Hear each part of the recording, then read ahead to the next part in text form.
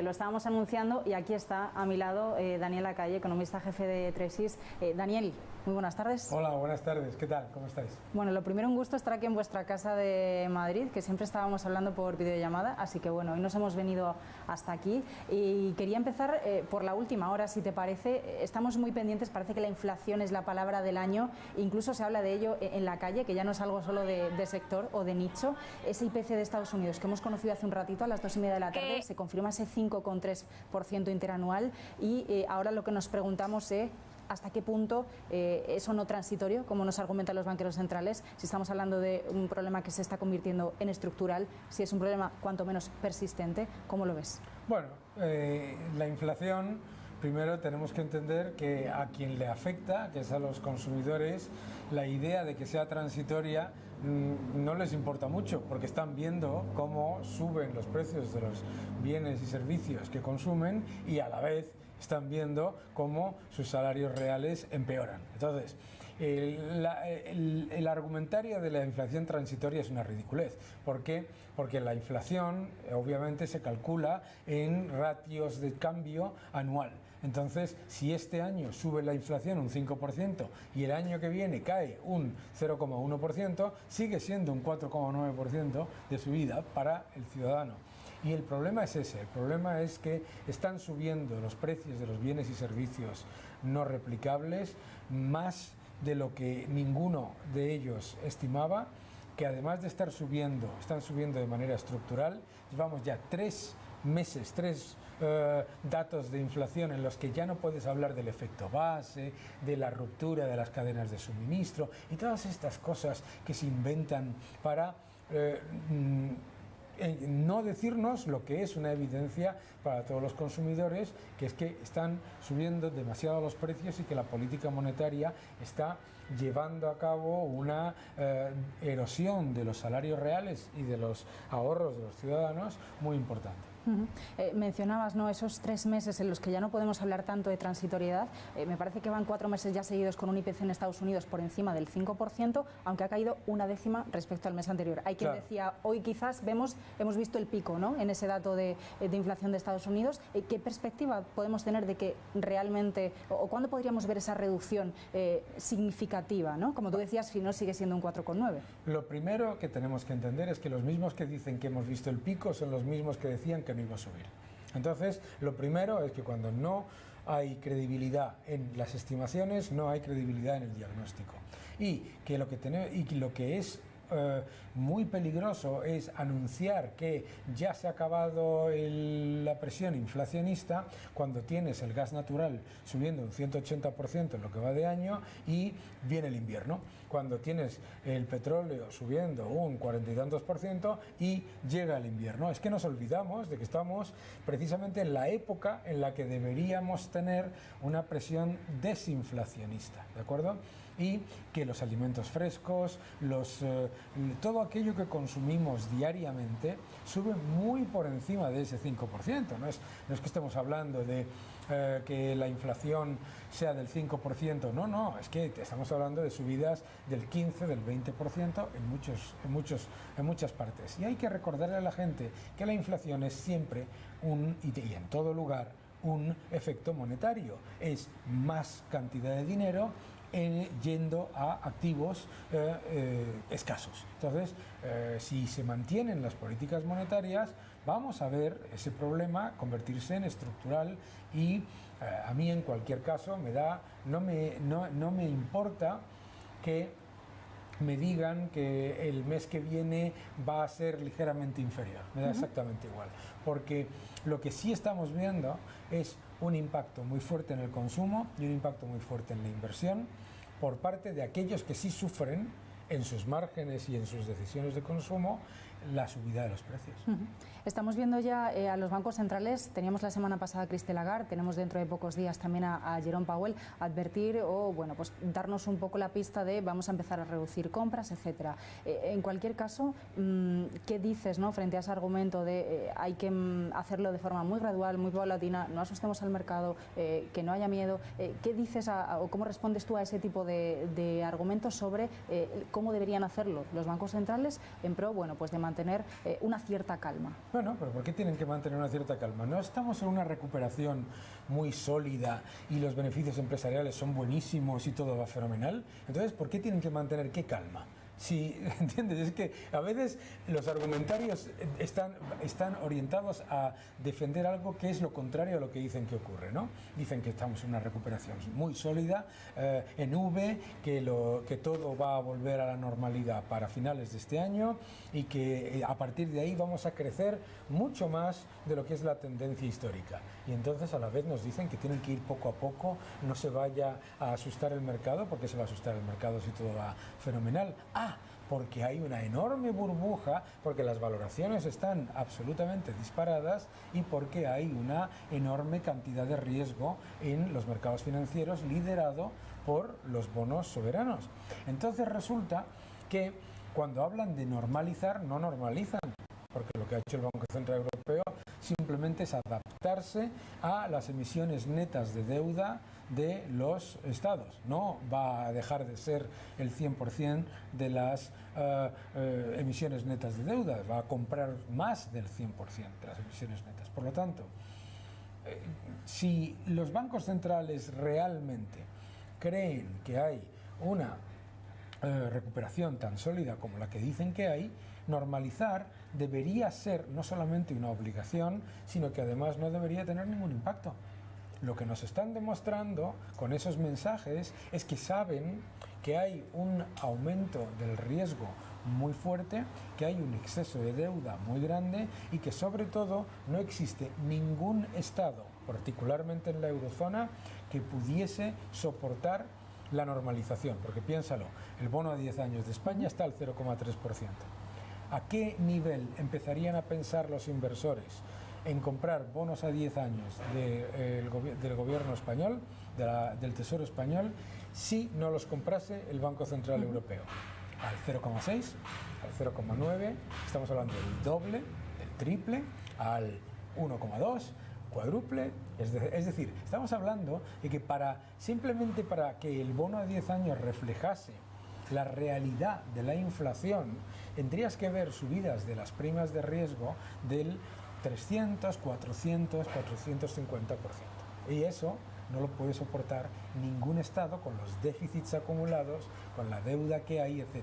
Por lo tanto, lo que nos está mostrando es que los bancos centrales están siendo excesivamente cautelosos. ¿Por qué? Porque no pueden hacer otra cosa, porque están prisioneros de su propia política. Si normalizan, se desploma el mercado porque se ha tomado demasiado riesgo y las valoraciones de los bonos en particular están muy elevadas. Segundo, si no normalizan, se sigue aumentando el riesgo. Entonces, pues en esa es la tesitura en la que estamos. Nuestra posición es que van a seguir manteniendo políticas ultra expansivas porque no pueden hacer otra cosa. Porque ningún Estado de los estados desarrollados se puede permitir en este momento, con los niveles de déficit estructural, es decir, el que se genera cuando también se crece, y de deuda que hay, no se pueden permitir una subida del coste de la deuda, aunque sea marginal, porque acuérdate, en marzo las primas de riesgo, las rentabilidades exigidas subieron marginalmente y el Banco Central Europeo tuvo que entrar a comprar de manera agresiva. Eso nos demuestra, digamos, lo alejada que está la valoración de los bonos soberanos de la realidad fiscal de los estados. Esto es un poco la pregunta de la bola de cristal, ¿no? Pero si tenemos estos déficits y estas deudas disparados, siguen así. No te doy cifras de cada país europeo porque sabemos cómo están, teniendo en cuenta los diferentes programas que hay en marcha, además de, por supuesto, del Banco Central Europeo, de la FED. ¿Cómo solucionamos este embrollo, ¿no? ¿Cómo le damos la vuelta a esta situación que de alguna forma, bueno, pues estrangula a la propia economía? Bueno, no se le da la vuelta porque está hecho por diseño. O sea, no es... La política monetaria que se lanzó en el año 2013 vino con un requisito, con la idea de que la política monetaria daba tiempo para llevar a cabo reformas estructurales. Pero la política monetaria se ha convertido en una herramienta para ignorar y evitar las reformas estructurales. Entonces, Ahora mismo, cuando en los bancos centrales nos están hablando de que se tiene que incluir en la política monetaria el cambio climático, ¿qué significa eso? Eso significa que todo lo que tenga que ver con gasto para acometer los retos del cambio climático no debe estar incluido dentro de las políticas de normalización. ¿Qué significa eso? Seguir dándole a la máquina, ¿verdad? Entonces, el gran problema es que si tú creas una política que incentiva el endeudamiento y incentiva la toma de riesgo por parte de los estados se lo toman. Claro. No existe el concepto de entrar en un buffet con hileras e hileras e hileras de pasteles que ponen con un cartelito que ponga coma con moderación y no ponerte hasta arriba de pasteles. Y eso es lo que está ocurriendo, esa es la manera de verlo. Y claro, la idea de que ahora vas a parar las recompras cuando no existe demanda en el mercado real de bonos del Estado a estos niveles, y tienes que pensar en niveles que son 3, 4, 5 veces más altos de rentabilidad exigida antes de pensar en comprar, si no lo compra el Banco Central va a tener que seguir con políticas extremadamente acomodaticias. ¿Y qué me dices de las alertas que estamos oyendo en las últimas semanas de la banca de inversión? No sé, hemos oído a Morgan Stanley, Deutsche Bank, Goldman Sachs, hablando de correcciones en el mercado en lo que resta de año, ¿no? De cierta sobrevaloración de algunos activos, de cierto cambio o corrección que vamos a ver de aquí a diciembre. Bueno, primero, ¿están las bolsas caras? Sí. ¿Están las bolsas caras comparado con lo caro que están los bonos del Estado? No, esa es la clave. La clave es que cuando tú llevas a cabo una política de represión financiera tan agresiva y tienes el bono a 10 años de España, por ejemplo, al 0,3%, claramente la valoración de empresas que tienen una rentabilidad por dividendo del 2,5% y no es mucho más atractiva que si el bono a 10 años estuviese al 2%, ¿vale? Entonces, lo más importante que tenemos que entender es, ¿puede haber una corrección? Pues por supuesto que puede haber una corrección, claro que puede haber una corrección.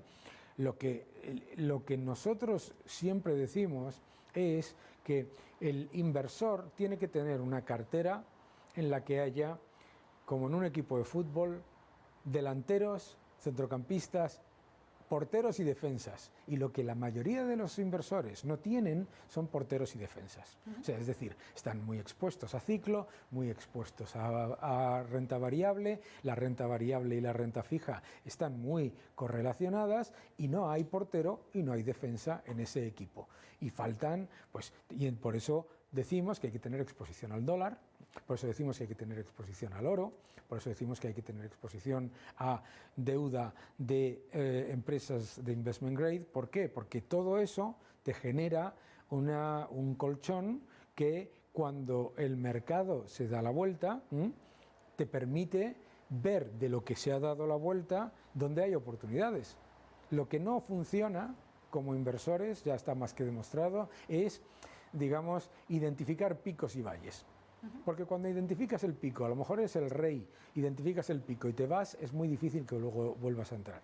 Y nosotros estamos aquí para invertir el dinero de los inversores a medio y largo plazo. Si piensas a medio y largo plazo y va a haber una corrección, tienes que tener una cartera suficientemente diversificada de verdad. Diversificar no es tener empresas que están todas ligadas al ciclo en distintos sectores, eso no sirve. Lo que tienes que tener son activos contracíclicos, ¿no?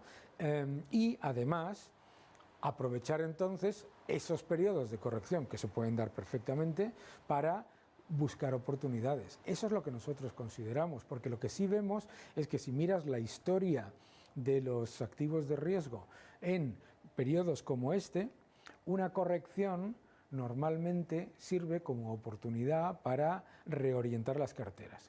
¿Qué es lo que hay que hacer de cara a una corrección? Si creemos estas estimaciones, que por supuesto son estimaciones cada uno de su casa de inversión particular, si tú crees que eso va a ocurrir, sal inmediatamente de los activos más ligados al ciclo, de las empresas esas que se llaman value, ¿no? Porque están muy expuestas y a lo mejor la parte del ciclo ya está más que descontada en sus valoraciones. Bien, y buscas pues otros, y sobre todo ante escenarios de inflación y menor crecimiento, ya sabemos que los activos que funcionan mejor son precisamente aquellos que parecen más caros, las empresas tecnológicas, ¿no? Sí. ¿Y por qué parecen más caros?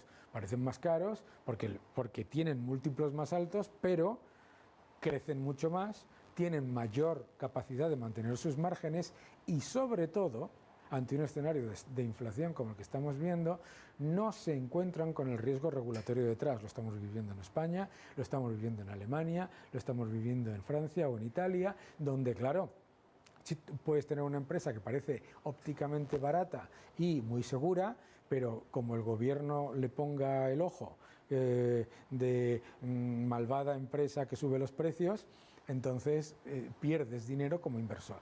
Por lo tanto, yo creo que lo que hay que hacer es simplemente cautelosos dentro de la realidad de que la política monetaria va a seguir siendo acomodaticia, de que la parte más abrupta de la recuperación ya ha pasado, hace ya muchos meses, de hecho, estamos en septiembre y en junio ya vimos los cenits de recuperación, ¿no? Y nada, pues oye, buscar oportunidades que las hay, ¿no? Como estábamos hablando ahora. Porque me hablas de tecnológicas y de esas amenazas o presiones que pueden venir desde determinados lugares. Estamos pendientes de China últimamente, ¿no? Por esa intención de Pekín de no permitir que las grandes tecnológicas tengan demasiado poder. Lo hemos visto con el IPEI ayer, lo estamos viendo con las empresas de videojuegos. ¿Qué te parece, ¿no? El mercado chino en todo este contexto? También hemos asistido a esa batalla entre George Soros y BlackRock a costa de entrar en China o no, deshacer posiciones en China o no.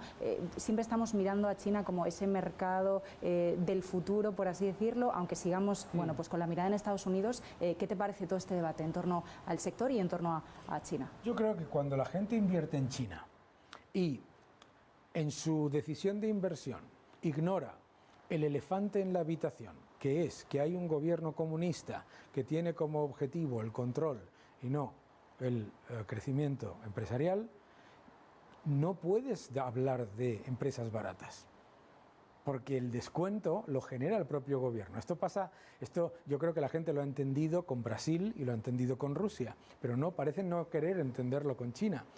Y la idea de que el intervencionismo en las empresas se circunscribe solamente a algunas tecnológicas porque tienen mucho poder de mercado, vamos a ver.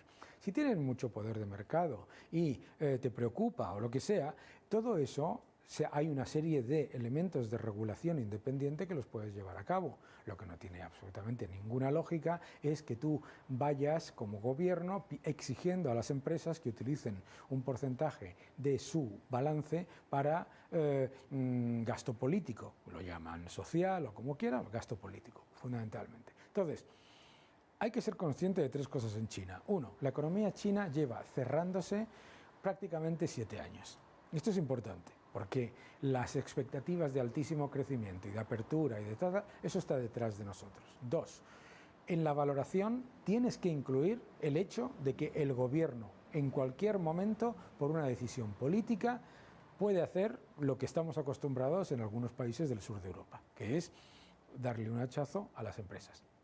Tercero, tenemos que entender que el nivel de endeudamiento de las empresas en China es extremadamente elevado y que la capacidad de generar márgenes también está, digamos, diluida por el hecho de que las exigencias por parte del gobierno vienen cada vez mayores, de una manera más agresiva en cuanto a que el gobierno controle la actividad de las empresas. Por lo tanto, todo eso significa compresión de múltiplos. A partir de ahí, unos consideran que va para arriba, otros consideran que va para abajo. Pero lo que no puedes pensar nunca es: Google cotiza estos múltiplos, el equivalente chino cotiza a estos y tiene que converger hacia arriba. No, eso no va a ocurrir nunca.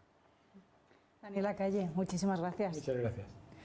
Bueno, pues aquí tenemos el análisis, un análisis que pueden volver a consultar con esta amplia experiencia. Gracias por ver este vídeo. Suscríbete a mi canal, deja tus comentarios, dale un like y continúa defendiendo la libertad. Muchísimas gracias.